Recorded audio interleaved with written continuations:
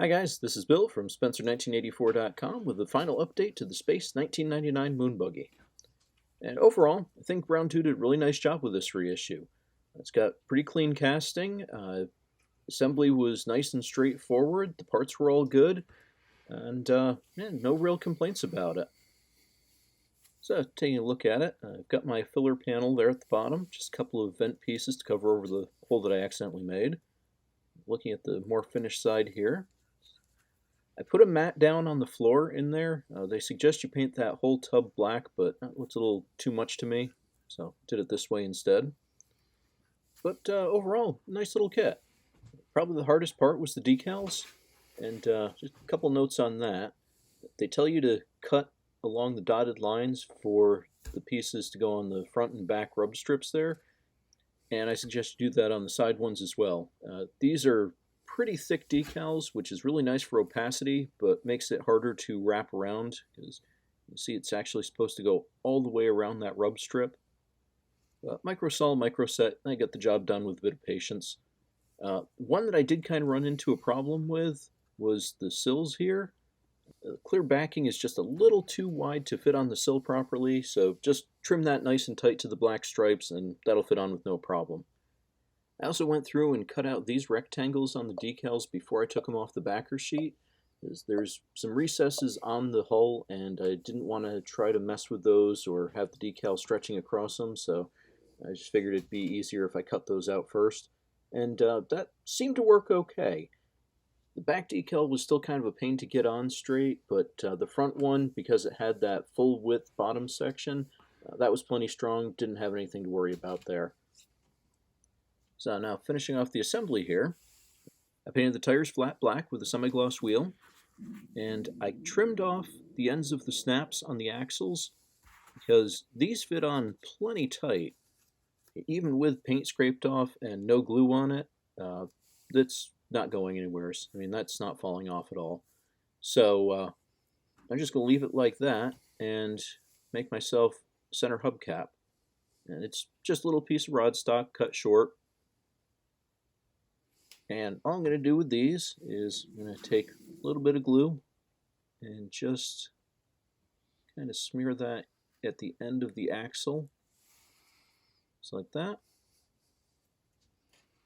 Into my wheel hub here. Come on, there it is. I'm going to take my wheel hub and drop that in the middle. And just kind of press it into place. So now I've got a nice neat axle end, doesn't even have the vertical line of the snap. To clean that up, I'm just going to take the same semi-gloss black that I used on the wheel and just kind of dab it in here. And that'll finish that off. So that's looking pretty good. Now the last detail is going to be the side view mirror.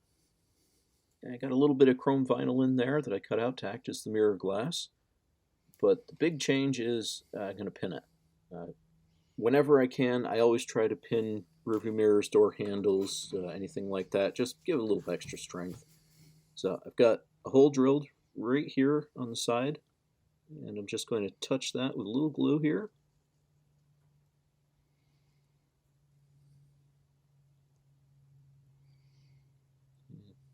Don't need much, but I do need something to stick. There we go. And I'm going to take my pinned mirror,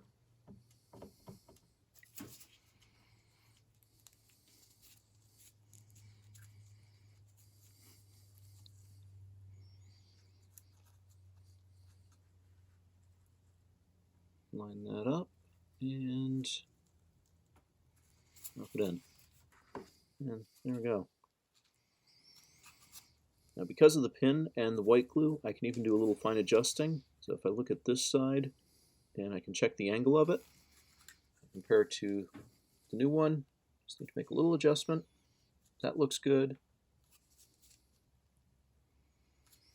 About like that. And from the top, sticking out a little bit, so I'm just going to press it down a little bit. And that pin is going to provide plenty of support, so if I accidentally bump it or knock it into something, that's not going to fall off. And that just about wraps it up. The only other things that I've got here are the cargo containers. I've got painted up and decaled.